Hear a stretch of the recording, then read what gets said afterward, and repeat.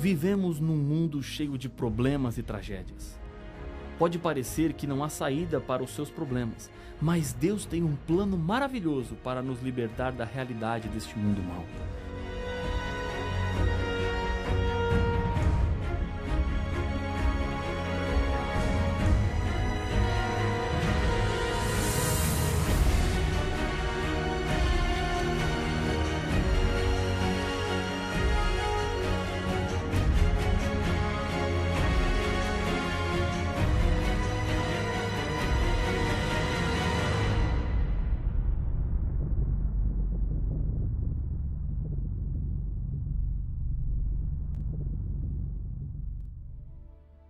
Deus sempre cuida dos seus filhos. O povo de Deus passou mais de 400 anos vivendo no Egito.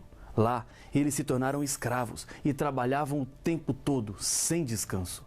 Eles ficaram com medo de avançar, porque acharam que os recursos humanos e militares que tinham eram poucos para vencer os inimigos. Esqueceram que a maior força que eles tinham vinha de Deus. Por isso, a viagem demorou 40 anos. Existe aqui uma importante lição espiritual. Quando Deus lhe pede para fazer alguma coisa, não tenha medo. Ele providencia os meios. Muitas verdades estão sendo estudadas aqui e talvez você esteja se sentindo como o povo de Deus, com medo e inseguro sobre como você vai fazer para viver de acordo com o que Deus quer. Isso acontece porque você está apenas olhando para o que você tem em suas mãos, e isso sempre será pouco. Mas quando você coloca nas mãos de Deus, descobre que os seus problemas ficam pequenos e Deus sempre tem uma solução. Nesses 40 anos que o povo de Deus andou pelo deserto como consequência da dúvida, Deus lhes pediu para construírem um santuário no deserto. Desde o primeiro pecado, o sacrifício de animais simbolizava o sacrifício de Jesus Cristo. Os patriarcas construíram altares e o santuário foi a organização de um sistema para que as pessoas tivessem uma ilustração das verdades eternas e espirituais que envolviam o reino de Deus e o plano da salvação.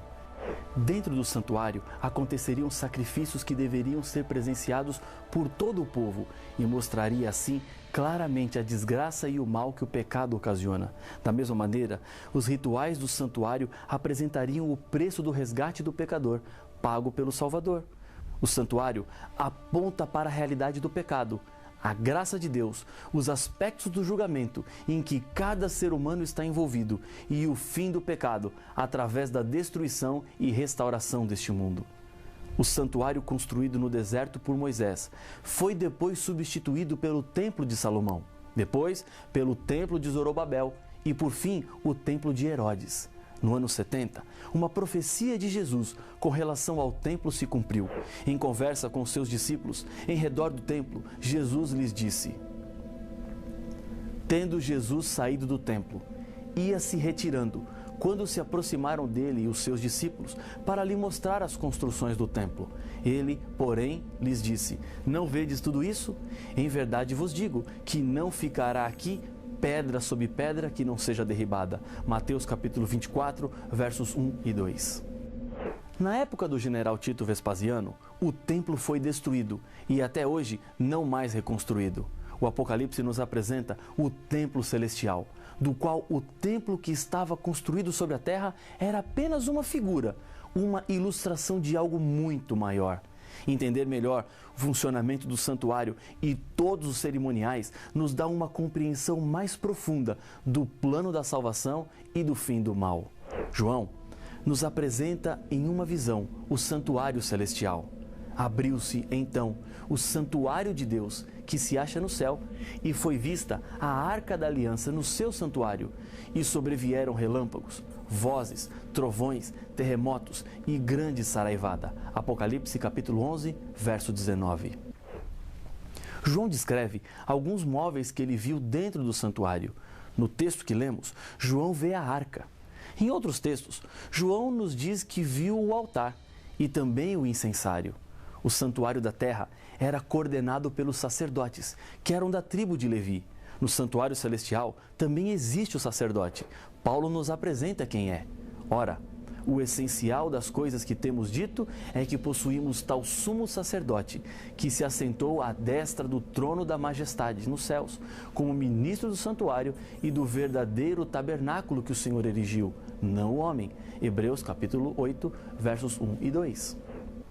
Os sacerdotes que atuaram no templo do Antigo Testamento eram uma sombra ou uma ilustração do sacerdócio de Jesus Cristo no santuário celestial. No Novo Testamento, há uma mudança no acesso a Deus. Agora, não mais através do sangue de animais por meio de sacerdotes, mas temos acesso direto ao Pai por causa da morte de Jesus Cristo em nosso lugar. Cada pessoa que crê é constituída como sacerdote. O sumo sacerdote era o líder dos sacerdotes. No Novo Testamento, quem ocupa essa posição é Jesus.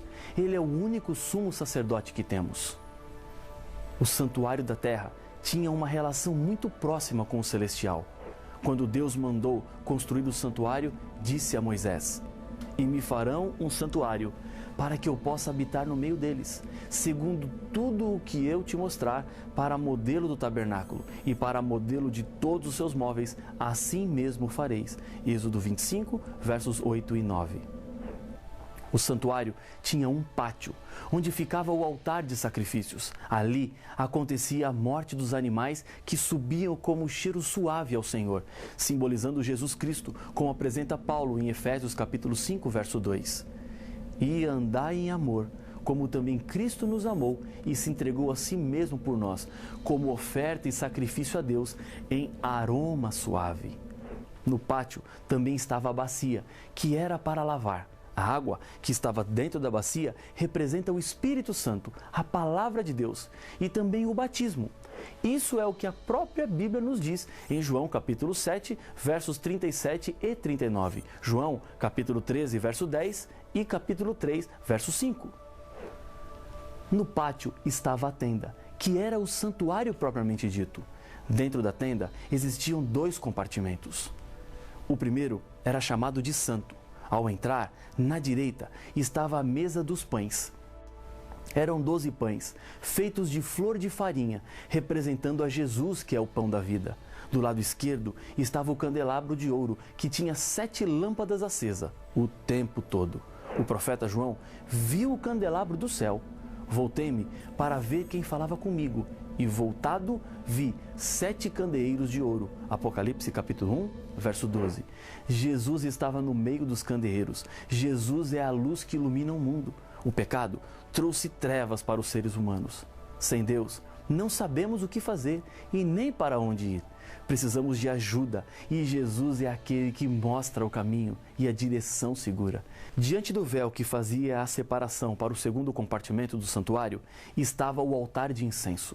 João viu no Apocalipse um altar de ouro diante do trono de Deus no céu e diz que muito incenso subia com as orações dos santos. O incenso são as orações dos santos que chegam até o Senhor.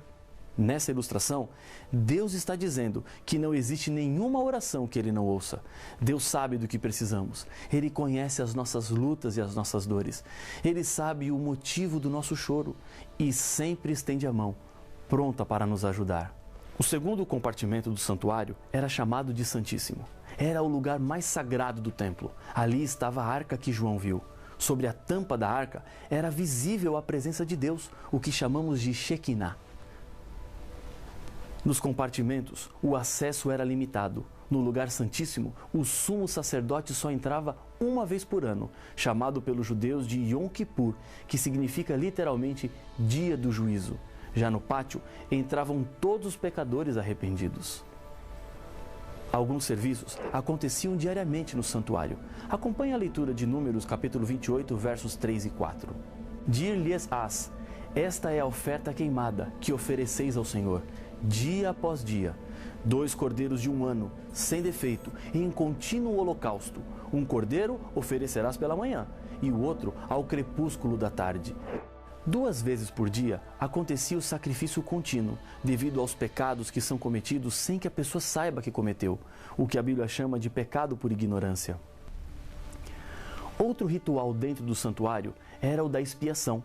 Acontecia apenas uma vez por ano, quando o santuário, que durante o ano todo recebeu o pecado de todos os pecadores arrependidos, agora era purificado.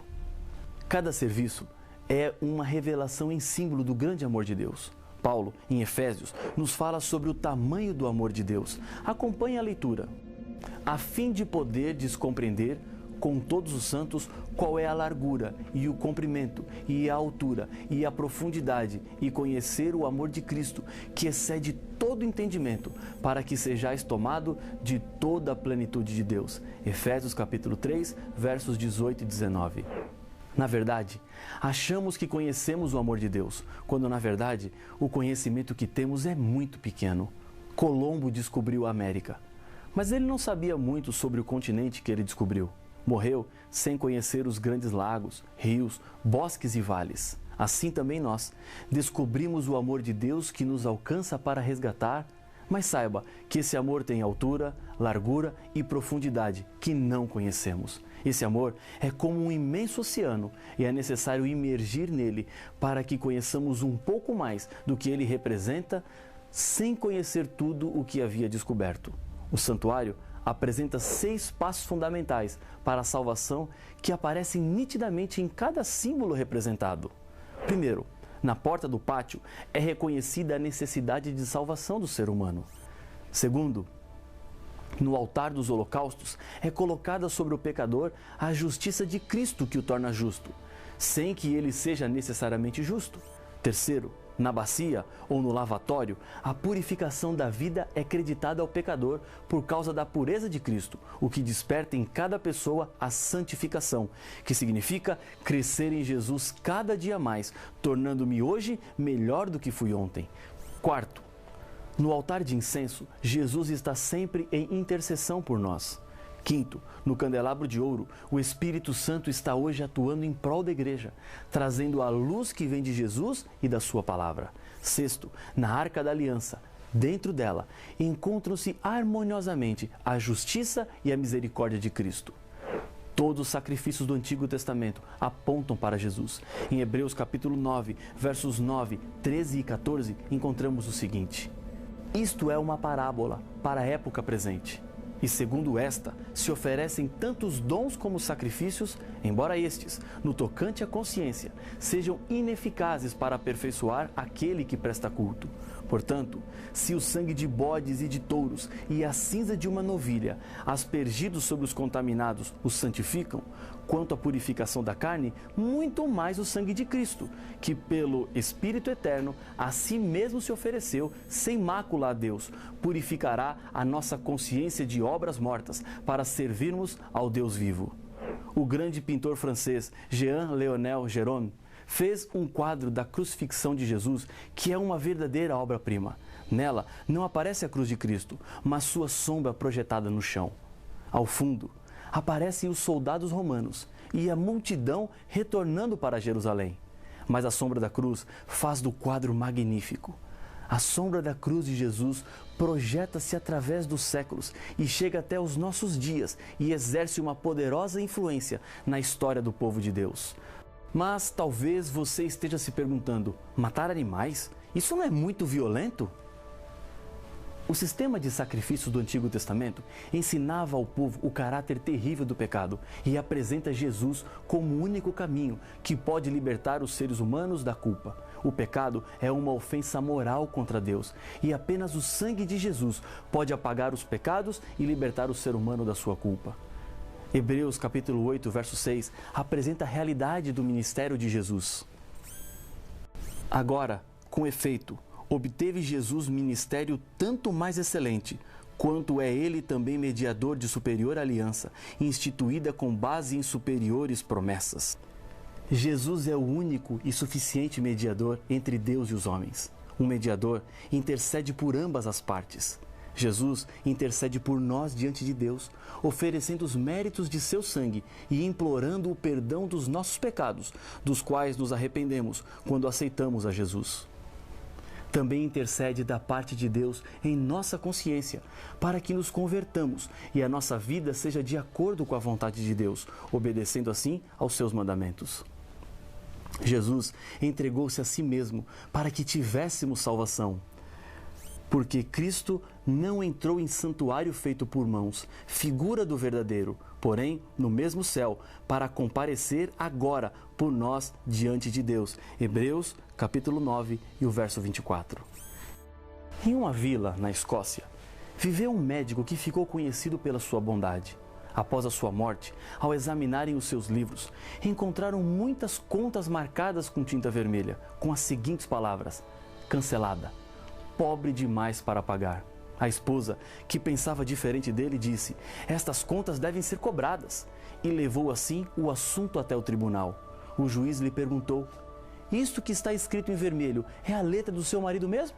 Sim, respondeu a viúva. Então, não existe tribunal no mundo que possa exigir o pagamento dessas contas, uma vez que o seu marido escreveu canceladas. A todo instante, Cristo está intercedendo por nós no santuário celestial, cancelando a dívida dos pecados pelos quais nos arrependemos, tendo-o aceitado como Salvador e mediador. Ele pode fazer isso porque pagou o preço pelo resgate dos seres humanos. Há uma mensagem a ser proclamada nesses últimos dias da história do mundo. Essa mensagem está no Apocalipse. Vi outro anjo voando pelo meio do céu, tendo o evangelho eterno, para pregar aos que se assentam sobre a terra, e a cada nação, e tribo, e língua, e povo, dizendo em grande voz: temei a Deus e dai-lhe glória, pois é chegada a hora do seu juízo, e adorai aquele que fez o céu, e a terra, e o mar, e as fontes das águas. Apocalipse 14, versos 6 e 7. Existem 3 fases do juízo de Deus. Uma acontece enquanto Jesus é o nosso advogado. Ele intercede enquanto é investigada a conduta de cada um dos seus filhos. Ele oferece perdão, restauração e paz.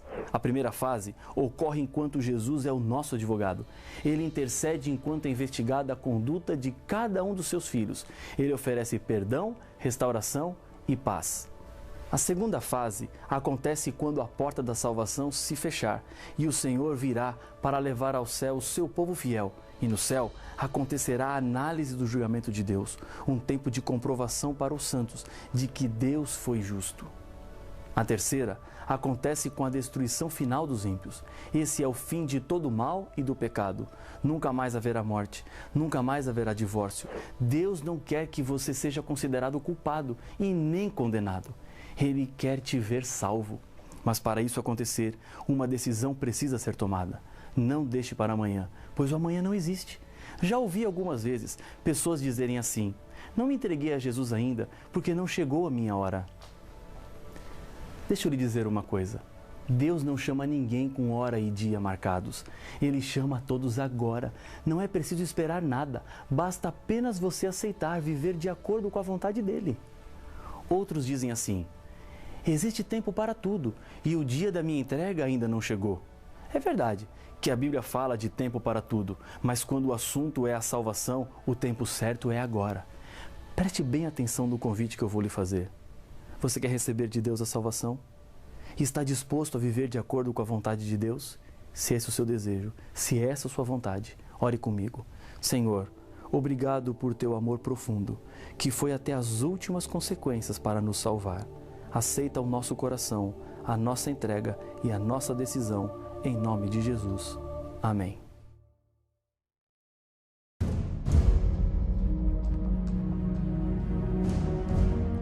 Um dia, no céu, Lúcifer disse que Deus estava errado e ele estava certo. Jesus, no livro do Apocalipse, nos apresenta um julgamento, onde todos os seres humanos comparecerão. Temei a Deus e dai-lhe glória, pois é chegada a hora do seu juízo. Mas quando este juízo acontecerá? Antes ou depois do fim do mundo? Não perca as respostas para estas perguntas no próximo episódio de Apocalipse, o fim revelado.